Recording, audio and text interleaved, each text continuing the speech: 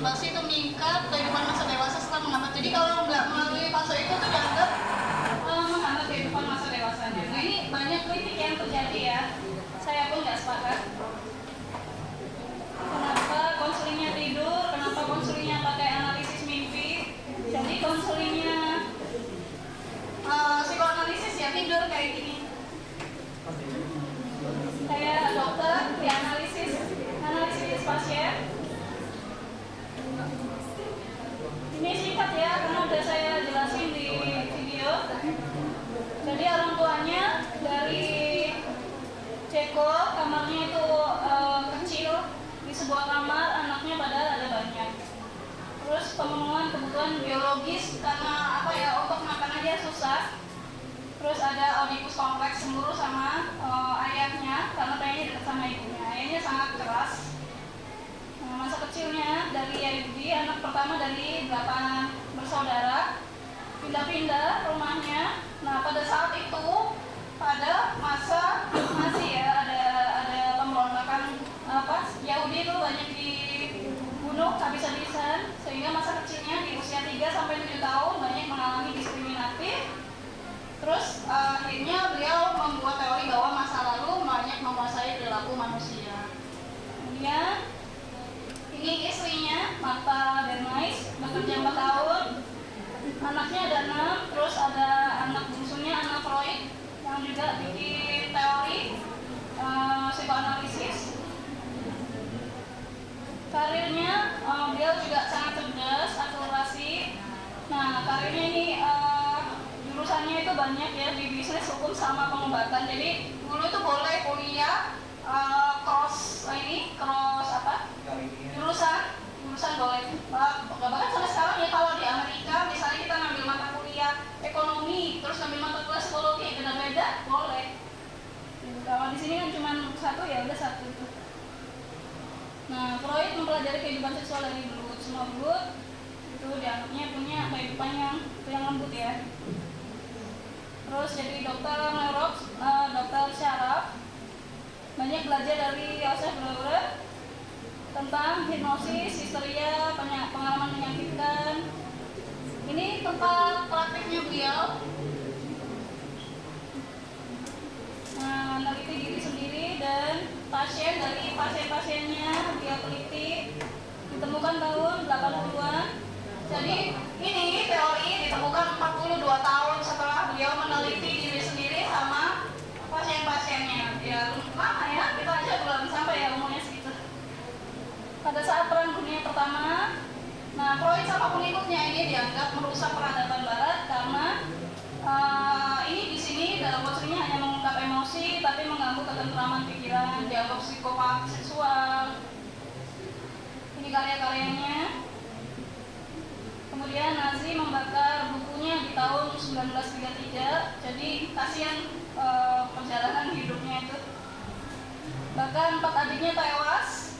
Jadi dia berusaha mengeluarin adiknya yang ditahan oleh Nazi, tapi nggak punya uang, ya nggak cukup uang. Akhirnya ditinggal adiknya, beliau kerja. Pas balik lagi di tahun 42 ya, dari 39 berarti 3 tahun.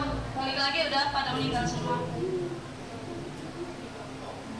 Akhir ayahnya beliau bunuh diri di usia 83 tahun karena kanker mulut, karena merokok terus walau sudah dioperasi 30 kali. Parah kok, kalau nggak kuat dia sakit. Ini pengikut-pengikutnya jadi tokoh psikologi terkenal. Nah ini ada salah satunya ada Mark Jung. Mark Jung ini yang jadi ketua psikiatri, tapi waktu itu banyak disuruh nulis bahwa bangsa Arya, bangsa Jerman itu lebih baik daripada Yahudi gitu. Nah sayangnya sekarang teorinya sama keluarganya, setelah meninggal beliau, keluarganya minta royalti kalau kita menjelaskan teori tentang Carl Jung. Jadi udah banyak kan dijelasin di kuliah-kuliah sekarang, ditarik dari buku-buku. Nah ini museumnya Freud, jadi keluarganya yang awalnya miskin banget dapat royalti atas karya-karya bukunya, sama dari pemerintahnya, sama dari museumnya, dijadikan untuk tempat belajar itu untuk royalti keluarganya. Ini tempat dia bekerja. Jadi masih balitanya dapat perlakuan diskriminatif sehingga trauma, harus hidup pindah-pindah, 4 adiknya tewas, kemudian ya tidak mampu ya, nggak bisa nikahin pujaan hatinya karena nggak punya uang, harus kerja dulu 4 tahun, jadi tahan-tahan, terpaksa jadi dokter, bukan minatnya karena kawin Yahudi di Wina terbatas. Terus karya-karyanya juga banyak yang ditolak, bukunya bahkan dibakar sama Nazi.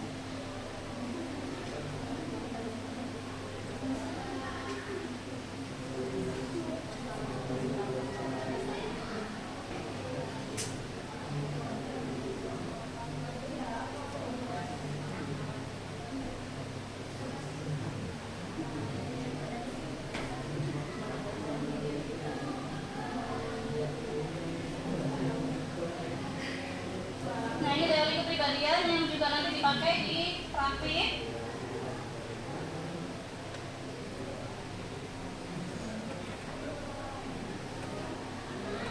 Oh, ini aja deh, saya minta tolong. Ini di next ini ya. Oh iya, mata, kasih mata. Di nextnya kita gini saja. Jadi konsep teorinya itu ada hakikat manusia, tingkat kesadaran, struktur kepribadian, dinamika kepribadian, langsung di sama kepribadian. Nah, hakikat manusia ini ada pemenuhan psikoseksual, rasa ketidaksadaran, sama tinggal aku memenuhi insting. Jadi apa namanya, instingnya itu insting seksual itu. Lanjut.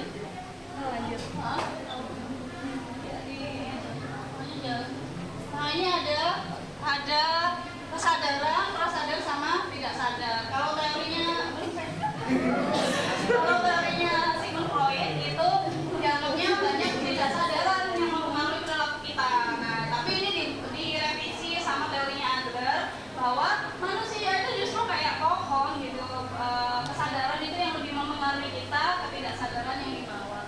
Kalau nggak sadar itu contohnya ya insting manusia ya, lapar dan apa ya, hasrat ingin marah seperti itu. Kemudian prasadar itu awalnya disadari tapi dianggap nggak diperlukan, akhirnya dilupakan. Misalnya marah, kadang dilupain aja, lupain marahnya misalnya. Kemudian ke kesadaran itu contohnya pikiran, persepsi, perasaan. Jadi itu ibaratnya adalah nafsu, super ego itu ibaratnya nilai moral. Ego adalah penentu kita mau memilih yang nafsu atau yang nilai moral.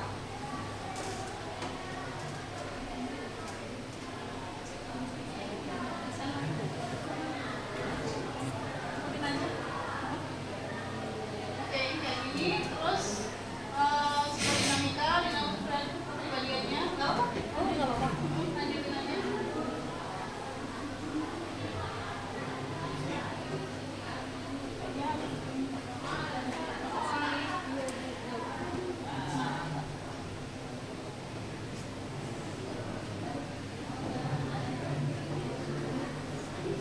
Jadi ini nanti yang dianalisis di dalam konseling, ada insting hidup, ada insting mati.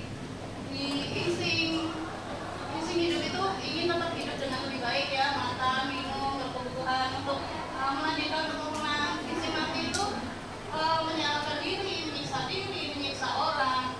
Nah, itu bisa saling bercampur, saling berganti. Kadang ada orang yang pengen menyiksa diri tapi juga pengen hidup lebih baik gitu. Nanti itu dianalisis sama konselor. Konselor itu masuk insting yang mana? Terus ada kecemasan, 3 jenis kecemasan. Jadi ada kecemasan realita yang bawah itu memang bahaya. Misalnya pisau kalau ditusuk ya bahaya gitu ya. Tapi pisau kalau nggak ditusuk nggak bahaya. Nah, misal neurotik itu takut yang belum tentu terjadi. Misalnya ada pisau. Nah, pisau kan nggak bahaya kalau dibuat momong buah gitu ya. Nah, kalau misalnya nggak dipakai buat nusuk tapi buat potong buah sudah takut. Nah, ini yang masuk neurotik. Tapi kalau pisau itu dipakai buat yang seharusnya gitu ya, atau ya kalau buat seharusnya itu normal gitu ya. Kalau misalnya takutnya karena ada penjahat yang mau menodong pakai pisau, barulah itu takut, wajar. Justru kalau nggak takut malah aneh. Nah, kemudian ada ketakutan moral. Ini perasaan bersalah karena merasa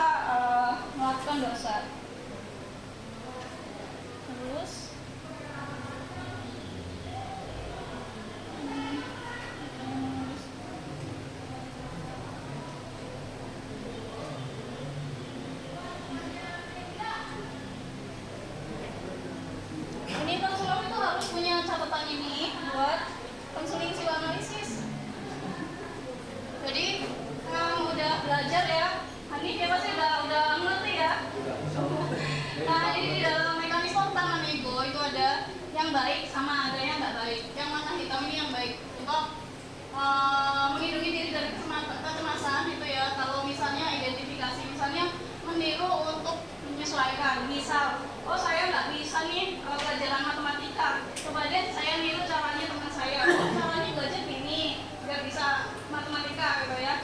Dia meniru untuk menyesuaikan diri, itu bisa positif identifikasi. Nomor 2, pemindahan, itu misalnya memindahkan energi ke yang lainnya karena tidak tercapai. Misal, saya pengen ayam geprek, ayamnya nggak ada, ya punyanya adanya di sekitaran sini adanya, atau misalnya punyanya uangnya cuma tempe ya, ya udah bikinlah tempe geprek gitu ya. Itu namanya ya udah kita berkompromi dengan diterima masyarakat, ya udah deh saya kompromi. Ini namanya sublimasi. Terus kalau misalnya ganti dengan kepuasan yang mirip itu tadi diganti dengan tempe, nah itu substitusi. Atau misalnya ya udah nih nggak ada tempe, nggak ada ayam, ya udah saya berkompromi, ya ini sublimasi. Kalau mengganti yang lain, misalnya tempe pun nggak ada yang mirip-mirip seperti ayam geprek, misalnya adanya apa misalnya apa? Telur, misalnya telur ya nggak apa-apa gitu ya, tapi dengan legowo ini kompensasi. Represi menekan ingatan buruk keluar dari kesadaran. Jadi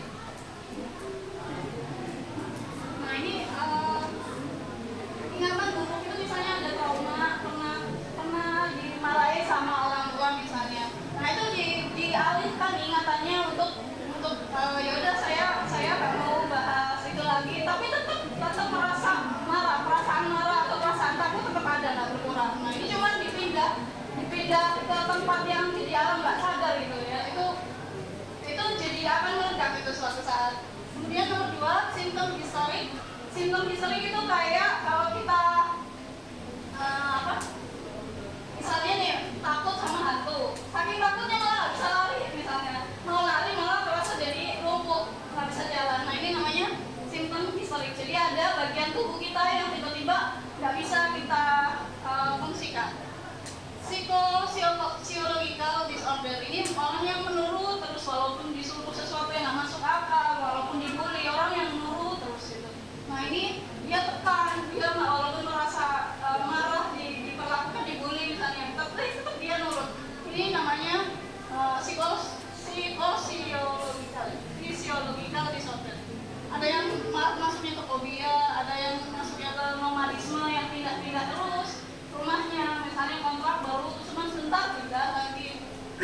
Terus fiksasi ini terpaku satu tahap perkembangan. Jadi misalnya dia seharusnya sudah tahapan bekerja, tapi nggak pengen kerja gitu ya, cuma kerjaannya ya udah main game terus sampai sudah tua nggak kerja, terpaku tahap perkembangan. Atau misalnya dia sudah menikah, sudah bekerja gitu ya, tapi dia pengen mundur kembali lagi sebelumnya, misalnya harusnya tanggung jawabnya kalau sudah kerja, sudah menikah ya tanggung jawab bekerja sama di rumah tangga bagaimana, tapi dia balik lagi untuk balik lagi merasa seperti anak-anak, nggak mau kerja, nggak mau ngurusin rumah tangga gitu. Ini namanya regresi.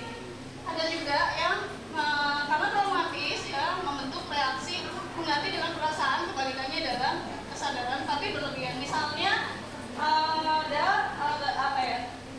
ada suami yang marah sama istrinya, tapi sangat marah gitu. Terus marahnya itu berlebihan sampai kesalahan sedikit saja itu sudah langsung marahnya meledak banget gitu. Nah ini berlebihan, namanya pembentukan reaksi. Reversal, kembalikan aktif pasif. Jadi maksudnya awalnya orangnya aktif, kemudian jadi nggak mau ngapa-ngapain. Ini reversal. Proyeksi, ketakutan dalam yang dilempar keluar. Jadi misalnya nggak ada yang ngejar-ngejar tapi merasa seolah seperti dikejar-kejar. Atau misalnya ada anjing yang nggak ngapa-ngapain, udah takut berlebihan seperti mau digigit gitu, padahal nggak ngapa-ngapain gitu. Ini proyeksi. Terus agresi, merusak luar atau dalam diri. Jadi entah itu marah-marahin orang lain, menyakiti orang lain, atau mukul orang lain, atau menyakiti diri sendiri dengan cara misalnya jedotin kepala gitu. Itu namanya agresi. Penanganan diri, menolak usaha berprestasi karena takut gagal. Misalnya, kenapa kamu nggak mau kuliah?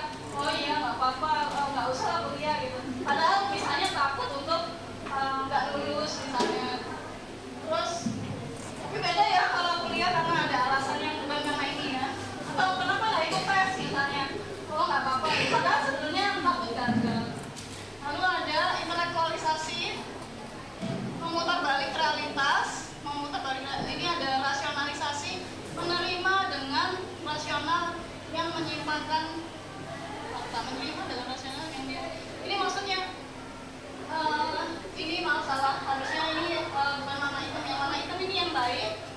Yang rasionalisasi ini jadi misalnya faktanya adalah ya faktanya yang salah dirinya, tapi dia putar balik faktanya, dia salahin orang lain di rasionalisasi, ya kan salah dia begini gitu. Padahal faktanya ya dia sendiri gitu. Ini jadi menyimpangkan fakta rasionalisasi.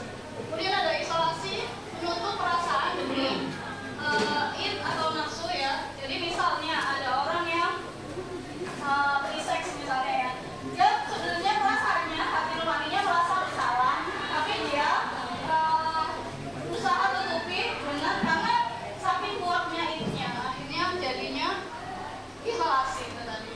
Kemudian ada undoing yang baik, menebus dosa. Jadi kalau misalnya ada orang yang merasa bersalah, dia berusaha untuk memperbaiki kesalahan dengan nyenengin orang lain misalnya, atau banyak sholat, banyak berinfak misalnya, itu undoing. Denial, menolak dengan fantasi atau seleksi, misalnya ya Allah seandainya saya nggak ada tugas praktek, nggak usah dikerjain, tapi terus membayangkan seandainya nggak ada tugas praktek, seandainya nggak ada nih, seandainya nggak ada tugas kuliah misalnya, itu terus membayangkan, ini namanya denial. Terus ada penolakan, escaping avoiding, keluar dari zona cemas. Jadi tapi ini baik ya, jadi misalnya takut dengan misalnya takut berbicara di depan umum gitu ya, tapi dia berusaha belajar. Jadi ketika belajar itu kan cemas ya, ketika berbicara di depan umum cemas, tapi dia berusaha belajar untuk keluar dari kecemasan itu tadi, dia lawan kecemasan. Ini namanya escaping avoiding.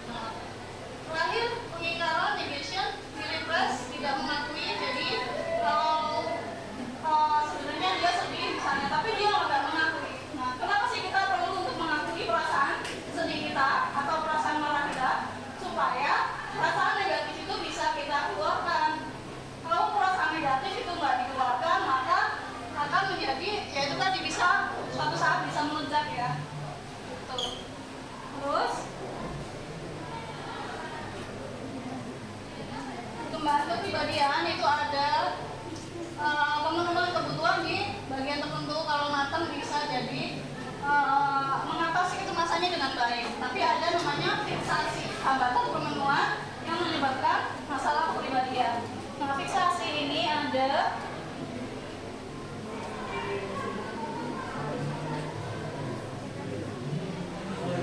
fiksasi itu ada fase, oral, anal, balik, latensi, sama genital.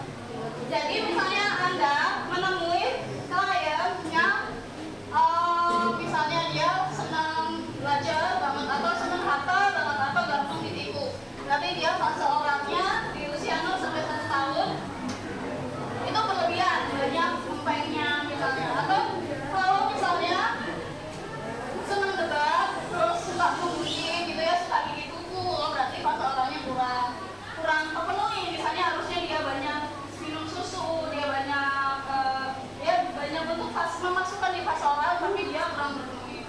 Ini teorinya Freud ya. Kemudian kalau